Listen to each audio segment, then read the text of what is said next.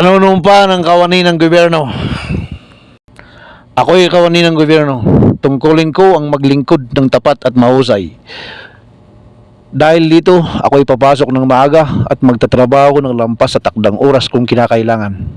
Magsisilbi ako na magalang at mabilis sa lahat ng nangangailangan. Pangalagaan ko ang mga gamit, kasangkapan at iba pang pag-aari ng pamahalaan. Pantay at makatarungan ang pagkitungo ko sa mga lumalapit sa aming tanggapan. Magsalita ako laban sa katiwalian at pagsasamantala. Hindi ko gagamitin ang aking panunungkulan sa sarili kong kapakanan. Hindi ako hihingi o tatanggap ng suhol.